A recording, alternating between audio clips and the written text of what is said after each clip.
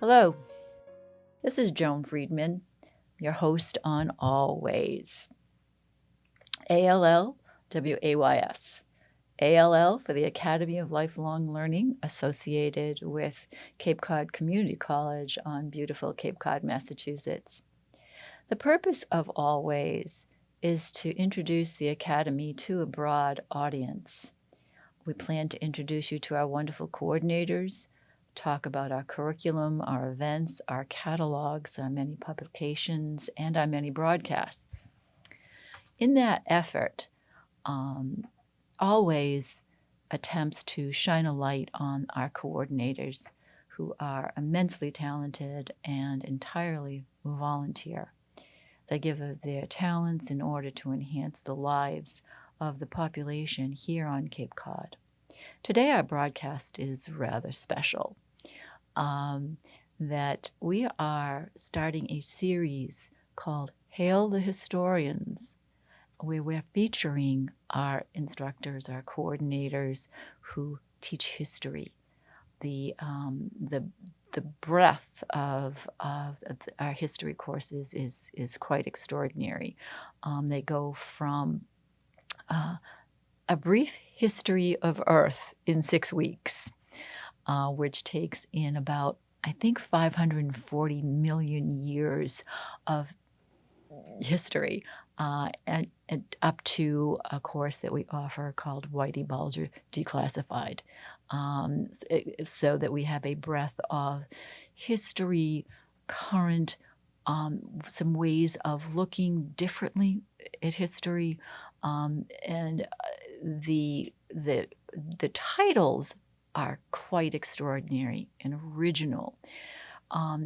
Today, we have one of our coordinators with us, attorney Steve Anderson, who teaches Massachusetts History, Pride, and Prejudice. When I read that title, I went, oh my, Massachusetts Prejudice? That's really quite extraordinary to look at it through that lens of history. I really want to ask Steve about that. So, Steve, hello. Hey, how's it going today, Joan? It's great, and thank you so much for your time and for coming here this afternoon and being with me.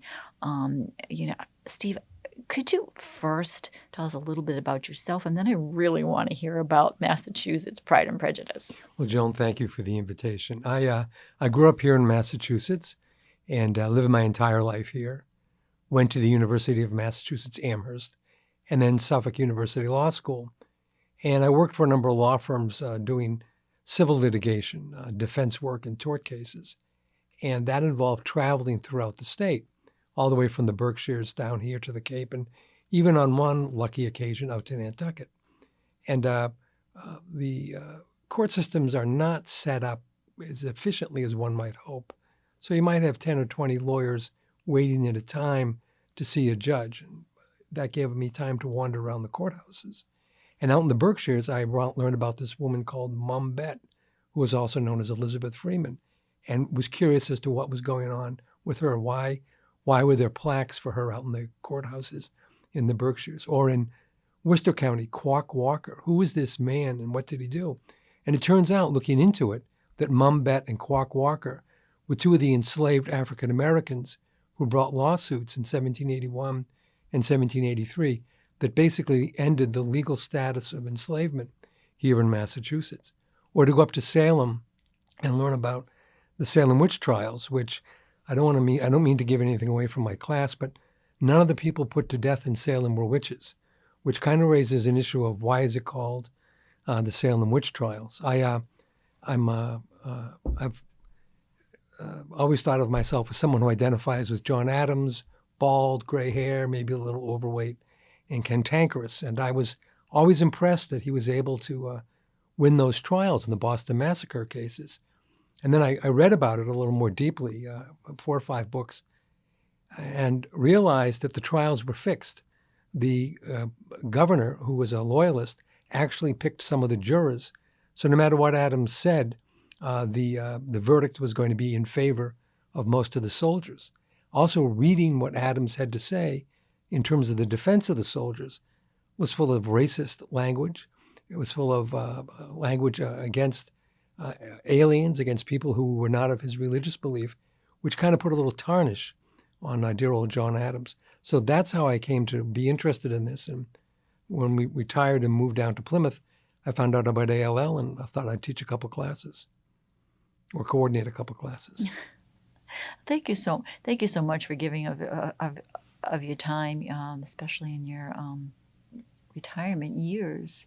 But could you tell us a little bit more about you? You're a trial lawyer, and well, I just for the first couple of years, I thought I could convince people I was brilliant, and then I realized I couldn't. And so that the trick was to figure out how would a jury decide something, and to phrase the discussion, to phrase the presentation to the way the jury would decide the case. And the best example I can give of this is in 1992, when Bill Clinton ran for president, he had a big sign in his office that said, "It's the economy, stupid," because he figured out that the American voters were going to make their decision based on the economy. So thinking about how do people decide things gave me a whole different approach to thinking about history. So that I grew up on the Johnny Tremaine, Walt Disney movies about what happened in Boston before Lexington and Concord, and how the Patriots were fighting for freedom against the Tories. But when you read about it, it was more like Mao Zedong's Cultural Revolution. People's loyalists' homes were being burnt to the ground. They were being tarred and feathered. They were being shot at. It was absolute chaos. And it's from that chaos that the American Revolution starts, which is neither here nor there, but I think it simply is, which is a whole different, I think, way of looking at where did America come from. I also talk about other things that we might not think about in terms of history, but the Middlesex Canal, which was built in the early 1800s from Lowell down to Boston to bring produce down to Boston Harbor. The Worcester Canal, built from Worcester to Providence to bring trade from Worcester to Providence. And the Hoosick Tunnel, which was built in the 1860s and 1870s. It's a train tunnel out in North Adams. These were all projects that were funded by the government or arranged by the government. And they all remind me of the Big Dig, because they all started at a cost of, well, we'll get it done in 6 months for this amount of money. And 5 years later, or 6 years later, or in the case of the Hoosick Tunnel, 17 years later, it's done for 15, 16 times what the original bid was. And it actually gives me some comfort to know that we've been doing this sort of stuff for a couple hundred years. It's not unique to the Mass Water Resource Authority or the Big Dig or the Mass Pike. This has been going on for a long time. We just don't know about it. We just don't remember it.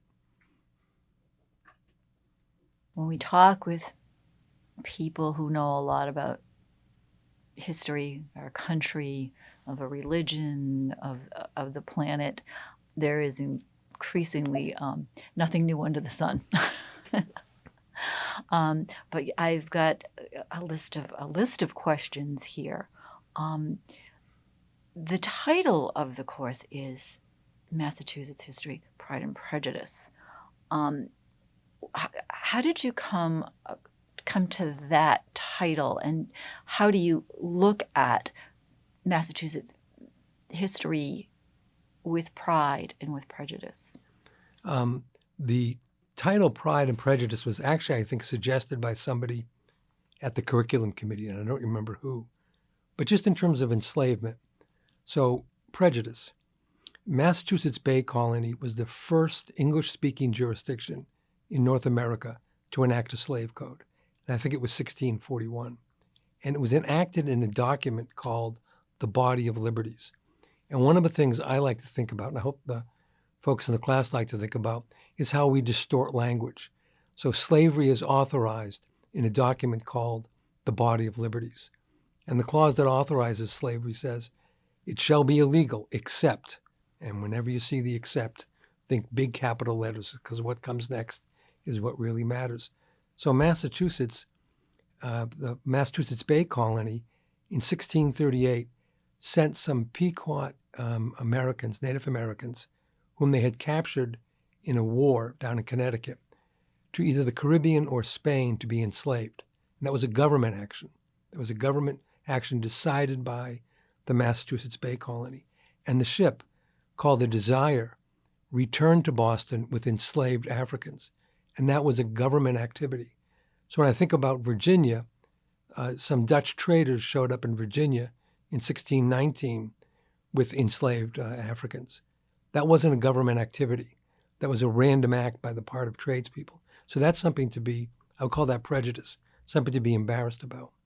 On the other hand, Massachusetts by 1781, 1783 realizes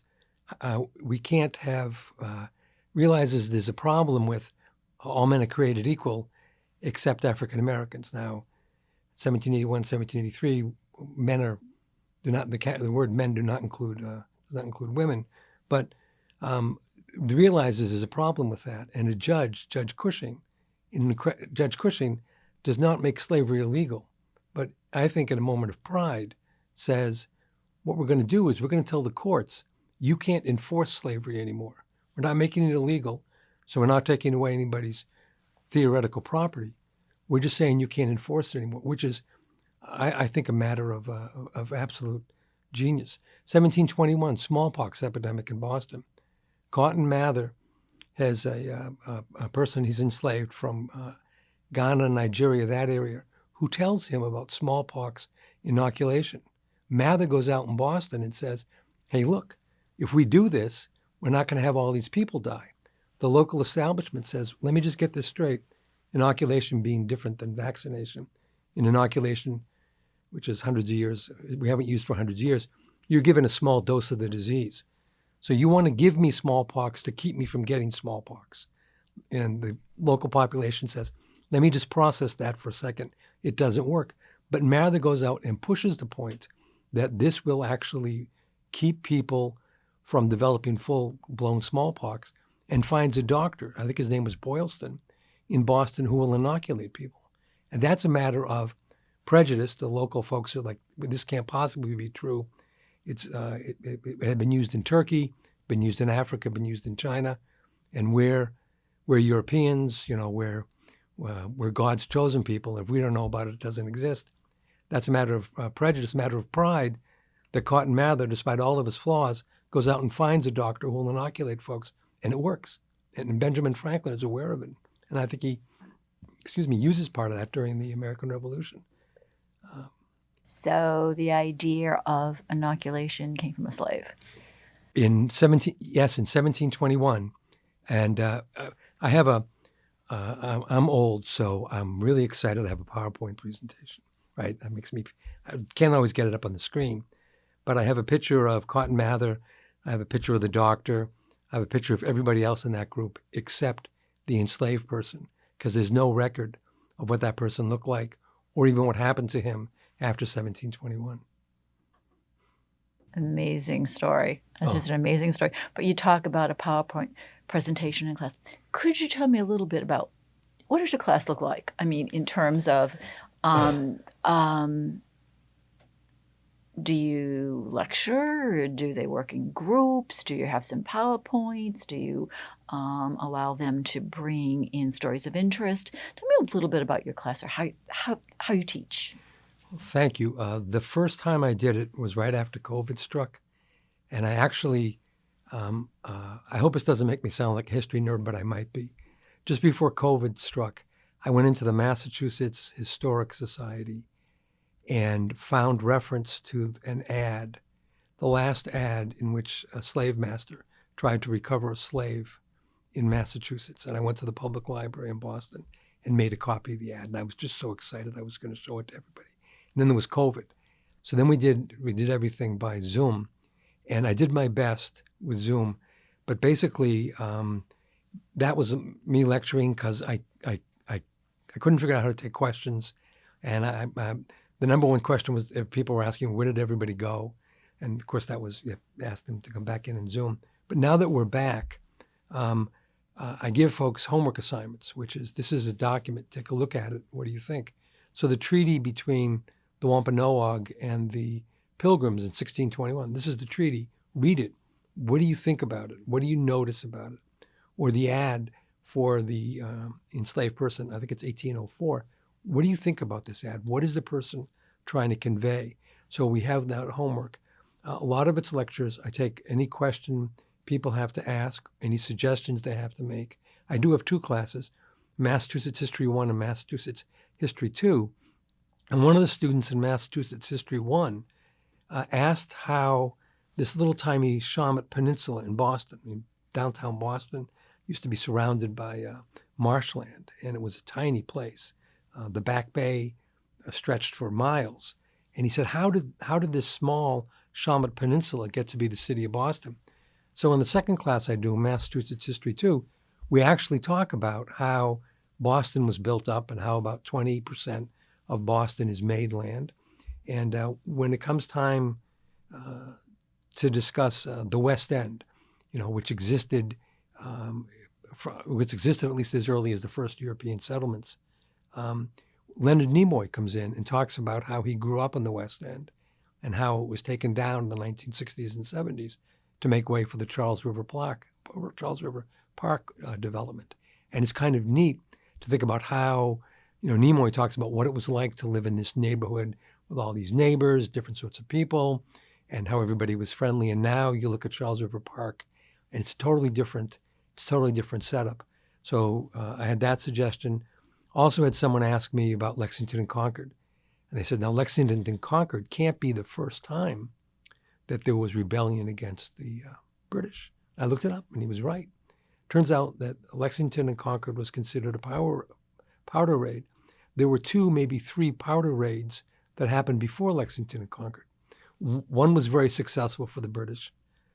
One was an incredible source of embarrassment. I mean, I can just picture this happening, and the poor British commanding officer up in Salem. Basically what happened is he was told to go get some gunpowder from a warehouse. The boat landed at Marblehead. He was to march from Marblehead to Salem. When he got to Salem, he had to cross 2 bridges. The second bridge was a drawbridge, and the colonists had raised the drawbridge, and he couldn't get across. And this commanding officer is sitting there with these troops saying to them, I have to get across. And he's thinking to himself, General Gage will be furious with me if I don't go across. And if you take the class, I can tell you what happens in terms of that, but I'm not gonna tell you now. And there was also a theoretical powder raid up in New Hampshire. And I think the way I was taught history was it was a steady stream, and we were always getting better. But sometimes it's comforting to know that we've had these bumps in the past, and it hasn't been a steady stream, and somehow we've managed to progress through it. So you mean that we find out what the powers that be want us to find out about? Again, nothing new under the sun. Well, I had someone say to me, why didn't we learn this in school? To which my response is, because in elementary school I wanted to go to recess, and in high school I wanted to go home early. And I think that in terms of stuff that we learn, it gets prepackaged, and we don't necessarily avail ourselves. And I didn't know this stuff till after I retired. But. Questions about things that you've mentioned. One is about juries. You talked about, that you've dealt with juries. Over the course of Massachusetts, how has the jury system changed, or how has the structure changed, or are juries the same? If you brought a case to a jury, today that was tried in the 1700s, I mean, how's that going to play out? I mean, how's the concept of a jury, a legal jury changed over the course of our state? Well, I retired a few years ago, so I haven't done a jury trial in 10 years. And so I have pent-up cross-examination, as my wife would say. But in the Boston Massacre trial, all the jurors would have been white men, and all the jurors would have been white Protestant men, and almost all the jurors would have been economically prosperous. So that in the rural areas of Massachusetts, if you owned land, you could qualify as a voter and therefore be able to be a juror. In the city, it would be hard to own land. So like in the city of Boston, you would have people who had money, and you had to have a particular amount of money to qualify as a voter. And therefore, if you were a voter, you could be a juror. So the people who had money could qualify to be a voter, qualify to be a juror. But you might be a candle maker, you might be a seamstress, a sailmaker. You wouldn't have enough money to buy land in Boston because it would be expensive, and you wouldn't have enough money to qualify. So when we think about Boston being the cradle of the Revolution, part of that comes about, I think, because people were excluded from the economic up ladder, and they were excluded from politics to the extent it existed. When I first began to practice, jurors were called for a month. So you'd sit as a juror for a month. And there was a big debate there was a discussion about whether or not you wanted a jury on its first day or its last day. I always thought the first day was best because they weren't aware of what might happen by the last day. They might be more used to things. Now you get called one day, and either you go to, you either serve as a juror on that day or you go home. And it's a great system because I think because you can, I've been called in Norfolk County and in Worcester County, you can choose between one or two courthouses to go to. The number of people who are called as jurors are voters, and I think that it's a better system. There are places where the population includes large numbers of folks who are not citizens, and they don't get to be jurors. And I don't know how that works out in the long run in terms of the justice system. But serving on a jury now is much easier. I'm over 70, so I won't get called. But the idea of one day or one trial, I think is great. And I've enjoyed. Sometimes jurors, if a case settles, the judge will let you go back and talk to the jurors, and the jurors will tell you what they think, and they can be very honest, which is very helpful. Honesty from a juror, it's a good quality. Yes. It's a very good quality. In terms of the history of the state of Massachusetts, something that's always interested me, and you mentioned something about it, about tunnels and water systems, is the Quin Reservoir and how that got built. They flooded 4 towns out in Western Mass to give Boston water, wondering how a concept like that would possibly fly today. Do you touch the idea of the Quin Reservoir and how it was built and why it was built in your course? Yes, we do. And again, that was a suggestion I do that in Massachusetts history too. And I just want to say, Mass History 1 is just 5 things I'm interested in, and Mass History 2 is 5 things I'm interested in. They don't follow necessarily sequentially. But in 1872, there was a fire in Boston, and a good chunk of the city burnt down. And at that point, the leaders of the town decided they needed more water. Turns out Charlestown had a great reservoir, so they incorporated Charlestown. Then they began to draw water from Jamaica Pond. Then they went out to Lake Cochituate, and then Wachusett, which is out in Clinton. By the 1920s or 1930s, though, the reservoirs were getting to the point where it was dangerous. It was not clear there would be water. And I had a roommate at UMass my senior year whose family lived in one of the 4 towns that were obliterated to build the Quin Reservoir, which is out in Hampshire, Worcester counties. And when the state took the land for the towns, they went to farmers and said, here's $1,000. If you don't want the $1,000, you can sue us. And years from now, you may get more than $1,000. So for the 10, 12,000 people who lived in those towns, it was economic devastation. If you were a farmer and the town and the state gave you the full value of your farm, the question is, where could you go to buy another farm? It's not like there's a whole bunch of idle farmland in Massachusetts. And if you were a farmer and I was your farmhand, you got paid for the farm and I didn't get anything because I didn't own any property that was destroyed. So we talk about that, how the water came from Quabbin to Wachusett and then into Boston. The other thing that we talk about briefly is that this was just done. So this was the people who lived in those towns had no opportunity. They didn't have the resources to complain, and there were no environmental studies done. So it's not as if the EPA or the DEP went out and said, this is what's going to happen in this area. We need to protect this area. It was just done. And it was, like I said, it was devastating for the people who lived there. And I do have a YouTube video I show. And it's made by some people. It was made in the 80s or 90s, a movie made in the 80s or 90s. And now it's a YouTube video. And it starts, the presentation starts with a snake in the grass and a suggestion about what they thought about what happened in Boston. And really until I read about, I think the towns were Dana, Enfield, and a few others, until I read about the destruction of those towns, I never understood why my roommate was a Yankees fan. But once I read about the destruction of the towns, I understood why he was a Yankees and Giants fan as opposed to a Patriots and Red Sox fan, Yeah. Probably didn't have a lot of love from those people from Boston. No, none. Yeah, I understand. Steve, we talked a little bit before the broadcast about ALL, what ALL meant to you.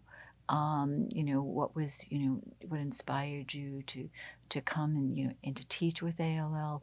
Would you mind talking with us a little about that? Sure.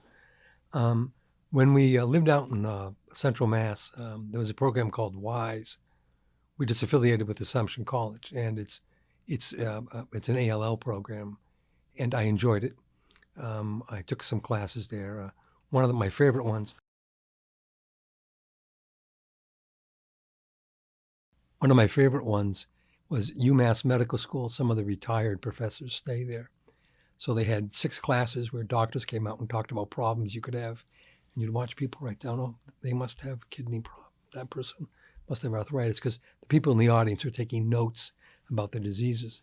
And I knew I liked that. So when I came to Plymouth, I thought, is there a program nearby? Now, there are some programs nearby, but none with the quality, none with the depth, none with the experience of ALL here at Cape Cod Community College.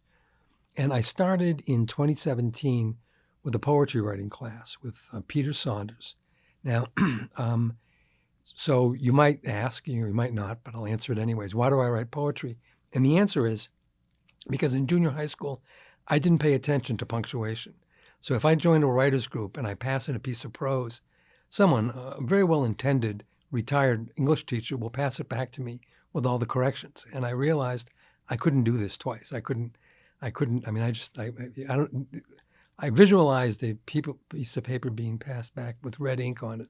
I'm certain it wasn't, but it's just my post-traumatic stress with that. But so Peter was kind, he was encouraging, he was thoughtful, and he was professional, and he did a great job. And now Mary Bonaker and Glenn Dowden coordinate that class. It's a poetry class. It's called So You Want to Be a Poet.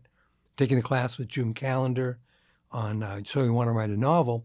And what's great about that is she gives us a novel, each of us a novel to read each week, and then asks us how we're doing with our novel, to which I say, I'm not doing anything with my novel. I'm reading the novels you're giving me to read, which are giving me different ideas. Taking a class called The Economist, which is fantastic. Everyone in the class subscribes to the magazine, and then one person will pick 3 or 4 articles to read each week, and we discuss the articles. And so you can have different points of view, but the conversation is confined to what the Economist says about the issue. So it tempers the conversations. And I think what I enjoyed is listening to other people talk about things and think, why do you feel differently than me? Why do I feel differently than you? And if you were on a jury, how would I get you to agree with me? How would that work out? But yeah, really interesting classes. And we're looking forward to having you come back and teach again, and hopefully the people in our broadcast audience will be interested enough to take a look at our catalog, which is part of the reason that we do this program. Is there anything else that you want our audience to know about ALL, or would you encourage anybody to join ALL or be a coordinator at ALL? I would. This is Agatha Christie had a detective. I think his name was Hercule Poirot. He was in England, and he would always talk about the gray cells. What are you doing with the gray cells? And to me, ALL stimulates my gray cells. It gets them going. I took a course taught by a man who's now left the Cape about what's real. So he said, "How do you know the moon is there if you can't see it?" And I thought, well, that's baloney. And then he began to talk about more things. So you and I may have a totally different recollection of what happened when we first met, and it will be valid for each of us, yet it may be totally different. And neither one may actually be what happened. And that whole idea of, so what's real, what's not real, my wife and I took a class on fishing on the Cape and preparing food. It was tremendous. Also taking a class on Native American artists and artisans. These are particularly in the Midwest. And listening to the conversations about that and looking for similarities in other cultures has been great.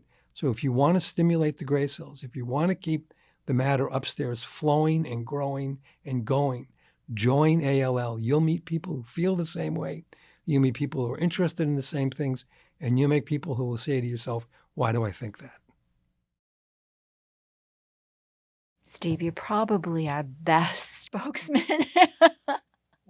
We're probably going to use a lot of that in our in our next broadcast catalog. Thank you so much for all those wonderful things. But I think that they were very insightful. As well. I totally agree with you with the quality and the depth of of our coordinators. The backgrounds, as I said before, the backgrounds that they have and the fact that they do this work for free, that, at ALL, we do try to keep the cost of our courses down so that everything is very reasonable. But we hope that you've enjoyed our broadcast here, and that you'll turn in again to learn more about ALL. That the Academy of Lifelong Learning would love to have you contact us at capecodall.org to get on our mailing list. And once you're on our mailing list, you're going to receive our catalog with our courses and information about our special events, because we're not all about courses. We're a lot about socialization, and that's becoming easier and easier now post-COVID. We also have a speaking series. We have our newsletter. We should be having our new catalog coming out next month, and here on Always we'll be doing a show on the new catalog about introducing some of our new courses, and also telling you about our old favorites that will be back and be back in the spring.